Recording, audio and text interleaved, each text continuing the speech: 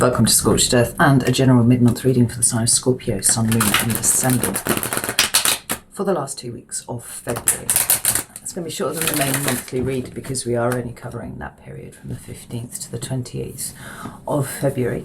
And I will try not to pull any clarifiers because I want to try and keep these a little bit shorter than the main monthly read. So, what do I have to tell you? The 6-month overview for 2021 for each of the signs is still available. It's over there on Vimeo. They run to an hour and a half plus, so I think that they're worth the money. There's a link down there in the description box if you're interested. By all means, go check that out. Do I have anything else to tell you? We're in the grip of Mercury retrograde, and although I think it goes stations direct, I think on the 21st of February, it's around about then. Remember that we still do have the 2-week period, shadow period afterwards, as it's winding down. Like, the influence isn't quite so strong, but it's still there and it's still worth, you know, paying attention to. So, usual rules apply. Be careful signing contracts until the shadow period is over. If you absolutely have to sign a contract, make sure you get another set of eyes on it. Really pay attention to the small print. You know, the energy of the retrograde is designed more to close things out. So it's a good time to finish up things that you might have already started, but it's not a good time to initiate new things. Right? So that's the general gist of that. Anyway, quite enough of that. Let's have a look and see where Scorpio is at right now, please. We have 2 cards together. We have Judgment, interesting. And we also have the King of Wands. Do you know, in the pre-meditation that I did, I didn't have anything specific coming through, but I really did have Leo. Leo was coming up, and I was like, no, I'm thinking about Scorpio. And it was like, no, Leo, Leo, Leo. And I was like, all right, okay, Leo and Scorpio. And I was like, and I was like, oh, right, okay. So we've got that Leo energy here. It doesn't have to refer to a specific Leo, but it is the energetic signature of Leo is running through something here. So let's have a look. Where are you? There we go. We've got the 7 of Wands. And one more card for where you are right now, please. We have the Page of Cups. We've got the 4 of Swords at the bottom of the deck, and that is quite interesting because there's the Queen of Wands behind there.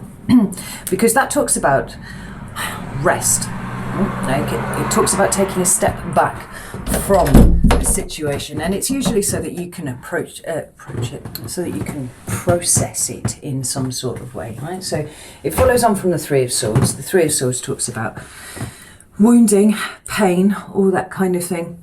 So the 4 of Swords is like taking a step back from the visceral, sharp energy of heartbreak, kind of withdrawing from it a little bit and taking a break. Now, I don't think necessarily that any of you are suffering for some visceral, sharp heartbreak as it is right now. But I feel like your mind is wandering back to something, right? And that's perfectly logical with us being in the retrograde energy at the moment. It is that closing up loose ends. It's bringing closure to all sorts of things, actually.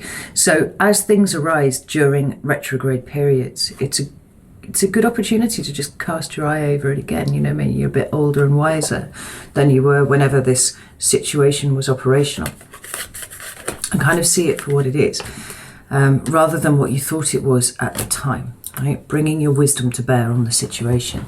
Now, we have the Judgment card and we have the King of Wands here. And the Judgment card is concerned specifically with the resurrection of something. Now, that is usually in the guise of situations. Sometimes it can be relationships, and that's kind of a big one. It feels like it's kind of skirting that way for you here, Scorpio. But the idea is not to be able to start again with it in some sort of meaningful way. It is to put it to bed, right? Sometimes it can be a second chance at things, but I'm not really feeling that vibe off you here. Remember, things that come in the retrograde very rarely stay, and that's an important thing to remember. So what we have here is the resurrection of this here. Now, for some of you, it does feel like it's relationship, and this would be a past Leo that you've had something to do with, right? Your mind is kind of wandering towards this and what was and what could have been and why it went wrong, you know, all that sort of thing. And the next card that you have is the Seven of Wands. Now, that is quite a defensive, guarded energy. Now, could it be that some of you have a Leo from the past? And do you know what? It doesn't need to be a Leo. It could just be somebody who has the attributes of them. I mean, it could be in the moon or the rising sign, could be in their Venus sign, something like that. But it's somebody who is confident, somebody who is self-assured, someone who is, you know, quite spontaneous in nature. Not too spontaneous because Leo is a fixed sign, but a bit more sparky, perhaps. You know, we're talking about somebody who knows how to dominate a room, and they don't really do it on purpose. They do it by accident, by way of their presence. Now, that could be a full-blown Leo, or it could just be somebody who, you know, that description reminds you of. I don't feel like there is an actual physical return going on here. It feels like it's your mind wandering back to this situation, because we have this Seven of Wands. It feels more like a retrospective, why things went the way that they did. And with this protective, defensive energy here, quite guarded, I feel like you are looking back at an old situation and seeing now why it was that you let go of the potential of this, right? Remember I said you're bringing your wisdom to bear here. We've got this Ace of Wands. That is pure potential, and it is fiery, pure potential. And there's a foot on it, right? You maybe held on to this a little longer than was wise, but there came a point where you let go of it for whatever reason, and I think it was to protect yourself. We've talked at length before about or to protect them. Because what I was going to say was, we have talked at length before about how Scorpios have this really bad rap for just being a bit heartless when it comes to people sometimes. Just cutting them off and going on your way. What people have often failed to realise is that in and of itself is an act of love from a Scorpio. Sometimes it's not. Sometimes it's just, you know, being like that, but often when it's somebody who you really have feelings for, there's been I don't really want to bring myself, make this person have to deal with this aspect of me. Okay? So I'm going to cut it off at the knees now and protect them so that they don't have to deal with the shit further along the line when this obviously goes wrong and I'm hurt and they're hurt and it's all just going to go bad, you know. This you like the chase, Scorpio, but when it comes to being vulnerable, that's something that triggers something pretty hard inside a Scorpio. And like I've always said, if you've got the trust of a Scorpio, that's an incredible thing. But sometimes you can have trust and just that step beyond to then intimacy becomes too much and it's terrifying and you run away from it and you save this person from doing that. I think you're contemplating this at the moment, right? And I feel like you're also idly contemplating apologising for it because you see it now. Like it could be that you've actually, in the intervening period, been on the other end of that and you've experienced it from somebody, from the other perspective. Somebody has done this to you. That is possible. But the Page of Cups talks about forgiveness. It talks about compassion, you know? And it feels like you may not necessarily want to explain why, no? But there's something about this situation that never really resolved properly. And maybe it's because you cut them off and it actually hurt you more than you were anticipating. You know, it could be something like that. You've got to take it as it resonates to you. But this certainly does seem to be the contemplation of some sort of previous relationship. Now, why are we in this energy? Well, we're always looking for the lesson, remember? So let's have a look for the lesson. It seems abundantly clear to me exactly what the lesson is here, and that is specifically showing you, you know, I'm not going to say that, right? Showing you where you sabotaged yourself, yeah? Lesson, please. But let's have a look and see what the cards have to say about it. Whoa, got a whole heap of, Jesus, that's 6 cards there, ain't it wonderful? So we have the 8 of Cups. Yeah, we have the Queen of Swords. And what do we have here? Oh, goodness. That's interesting. Huh. Okay. We have the Page of Wands at the bottom of the deck. That is about having an enthusiasm for the future, right? It is really feeling that kind of zing and excitement about doing something, like potential in the future. Now, what we have here is a situation where you kind of put your foot on some potential just before you kicked it off a cliff, because it was almost a little bit too much, right? It was a little, yeah, this person maybe got a little bit too close to what was the core of Scorpio, and is not really happy about it, right? But it seems like you've grown in the intervening period. And perhaps now, you know, if you were to meet this person again under these circumstances, you would do things very, very differently. And that is kind of the point here, right? You did it the way that you did it, and now you are learning from that. You're not taking it forward with you to the next thing. And it might be that the next person that comes along, this next King of Wands-esque kind of person, it doesn't actually have to be at all. The King of Wands here is just a point of reference to an old relationship. That you won't make the same mistakes again. You won't do it the same way again. We've got the Empress underneath that, you know, and it's interesting because this Empress has a wand on it and a cup in the sun there. It's like you will allow things to gestate before you know, abort the possibility of something new coming in here.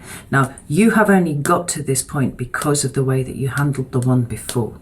So it's not like the one that got away, although it may feel like that to you in some sort of way. More it is that it was a teaching moment, a stepping stone, and what comes next, the way that you deal with what comes next will be very different in light of what you did before, right? It's recognizing something good when you have it. But we have this Eight of Cups here. You never really let this go, right? This has always bothered you somewhat. And it's why it's been resurrected. It's why it's on your mind now, Scorpio. You never really let it go. And Scorpio is a fixed sign, and you know your loyalty runs forever. You probably never will let this go in the fullest sense. This person will always hold quite a special place in your heart. But life has moved on and things have changed, and you are different, and they almost certainly are different too. It's about letting go now, Scorpio. And the only way that you really do that is by learning the lesson, right? While you're still clinging to the emotion of it, very low down, very deep down, but while you're still holding on to that there, you're not releasing it, you're not letting it go, and you're not learning the lesson. You're not, you know, enabling yourself to move away. Now, we've got the Queen of Swords. She's come out in reverse here, which is quite interesting, because this way round would actually make more sense. Being kind of logical about it, seeing it for what it is, right? Not getting too emotionally involved with it and walking away from it. Because the Queen of Swords is quite good at making decisions that put emotion to one side. The thing is, actually, oh, here we go. That's why she's in the reverse. It's teaching you that sometimes your emotions are not to be put to one side, right? Sometimes the emotions are the important bit. I mean, let me get another card to clarify. I know I said I wouldn't, but, you know, what can I say? I like to break rules. Tell me about the Queen of Swords, please. Thank you. Got the Knight of Pentacles here. Queen of Swords. We've got the Hanged Man, and we have the Magician. Yeah. We've got the Ten of Cups at the bottom of the deck, and I like that for you, actually, Scorpio. And I shall explain why in a second. You made what you thought was a logical decision. You made what you thought was the right choice, not just for you, but for everyone. The fairest one, actually. But to some degree, you kind of missed the point on it, right? Not only did you deprive somebody of their agency to make their own decision, because you did, when you decided for the both of you that that's what you were doing.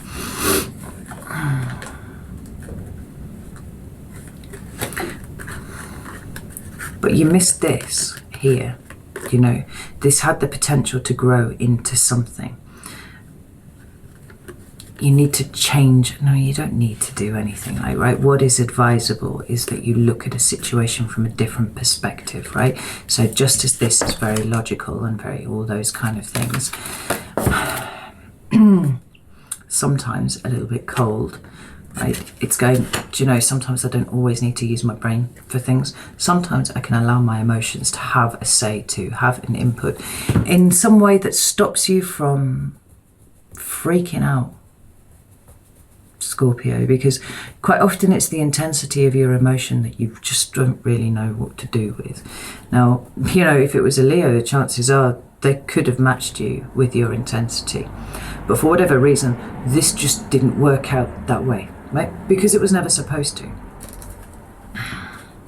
But we've got the Magician here, right? And the Magician uses all of the elements, yeah?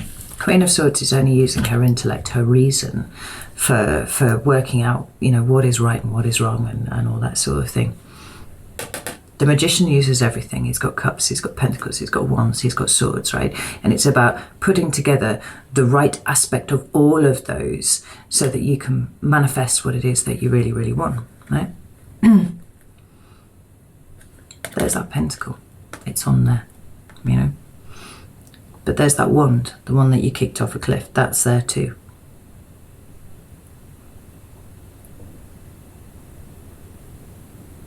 It's about letting this go and learning the lesson from it. And the lesson was you relied too much on one element at the exclusion of another. Now, when we come to this here, this is where it gets really, really interesting, because we've got the Nine of Wands, we've got the Nine of Pentacles, but then we've got the Ten of Pentacles and the Ten of Cups. Like, Scorpio, what the fuck? This card here is about boundaries, right? This card here is about being self-sufficient and independent. The 9 numbered cards for me always speak about the individual. So this is all about you here, right? Having good boundaries instead of walls. This is something that you've struggled with a little bit, Scorpio, at times. But here, this is taking care of your own needs first. Yes, that's important. But part of that is knowing when you are running away from something, you know.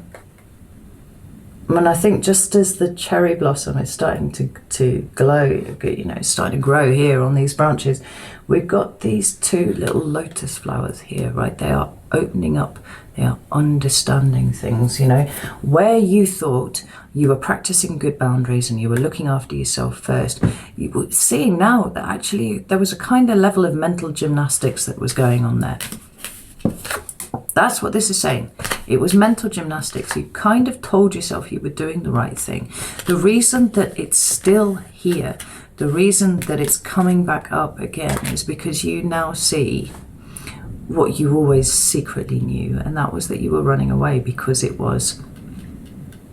triggered you, right? It wasn't about you being self-sufficient and independent. I am a lone wolf, I do all of these kind of things. You know, it was actually escaping. Now, when we get to the 10, we get to collective, we get to completion here. This is building something. This is trust. This is security. This is stability with another, at least one other. It can be the family card, you know. And then we've got the 10 of Cups. Like, both of these cards I see as kind of indicating family. You've got, you know, the emotional support, the happiness, the joy of being around these people who really, really mean a lot to you. And then we have, you know, what takes time to build. Right? We've got commitment, actually. What went before, what you now see about yourself, is put you into a position where when someone comes along, instead of being triggered by it, it's like the possibility of a gentle, open exploration of this space, not just by you, but also with this other person, will come to bear. And it is something that you can commit to and not be bringing yourself sabotage to, you know, Scorpio, because you're finally learning the lesson. Let's get some advice, see what this that can help in any sort of way. Have you got any advice for Scorpio, please? Tower. Scorpio advice. Fuck. I hopped out those two. Right.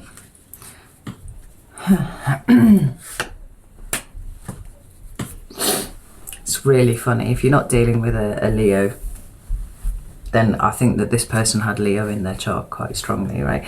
We've got the Seven of Pentacles at the bottom of the deck. This is unsatisfactory situations, right? It's kind of looking at it and going like, do I invest or do I divest? Now, when it comes to you, Scorpio, often when it comes to the crunch, you would rather pull away, right? Your life experience has told you that pulling away is the best thing that you can possibly do, because ultimately it protects everybody in the long run, right? But we've got the Strength card underneath it. Emotionally, you are growing out of that response because you're starting to see how it's sabotaging things, right? Things that all the way along the line could have been good for you, but you never gave them an opportunity to grow. We have the Tower, which is, you know, it's a Scorpio card. It's also an Aries card, but like, I know, it always feels more Scorpionic to me than Aries. Then we've got the Ace of Wands, and we've got the Two of Cups, right? As advice, this is actually really beautiful and really quite clear. So the Tower card pulls out of your life all of those things that are no longer serving you. In your case, it is the holding on to of the emotion of this old thing, right? This old relationship. And you know, you can extrapolate it into being all sorts of things. I'm using a relationship as verbal shorthand for all of these things, but take it as it applies to you. So we've got a lot of emotion associated with that, but it's not really doing you any good, right? It's just harboring feelings of possibly a bit of resentment. Yeah, it didn't work out. You didn't want it to work out at the time. You know, you sabotaged it, you did that. Maybe you don't like yourself for the fact that you did it, even though you're still telling yourself you did the right thing. Whatever it is, this is what's coming down, right? It is in effect an ending. And sometimes it can be something really quite profound, you know. It can, I've seen it for people's houses flooding, you know. But I've also, from my own personal experience, a Tower moment is just a thought where the way that I see the world completely changes just while I'm doing the washing up, and I'm like, and I can't go back to seeing it the way that it was before, right? A tower has fallen in my head. Let the tower fall. Accept what has gone. Accept the lesson, right? Because you're clearing space. And what are you clearing space for? The Ace of Wands and the Two of Cups. Now, this isn't necessarily a relationship coming in right now that is super important and all that kind of thing. It is clearing the way, though, for when this ace comes along, you not kicking it off a cliff because it comes a little bit too close, right? It's about you accepting that wand and also the full potentiality of everything that is contained within that wand. The passion, you know, all of those things are so exciting. And intimacy, proper intimacy. No, this doesn't have to be relationships, as in romantic relationships. It can be, you can see it in all levels of your interaction with other people, right? This is just an alignment of two people. Could be business partnerships, could be anything, but this is the possibility of something new, and this is actually letting it unfold, you know. So that could be in 6 months' time, that could be in a year's time, or it might be tomorrow, you know. But it's making sure, this retrograde energy is making sure that you are in the best possible place to take that potential and grow it, because otherwise it's always just that, it's just potential, you know. It's got to be plucked from where it is to do something with it. I saw before how you kicked it off a cliff. This time, not so much, you know. So, cool, Scorpio, that is what I have for you. I hope, as ever, that was useful to you. And feel free to you know, I know you're not going to, because you're Scorpio, you don't like talking about these things, but, you know, if you want to talk about it in the comments, that's absolutely fine. What was that? There was something else I wanted to tell you, and I'm sure I can't remember what it is. No, it's gone for now. I'm sure I'll have remembered by next time. All right, know that I love you all very, very much, and I will see you soon.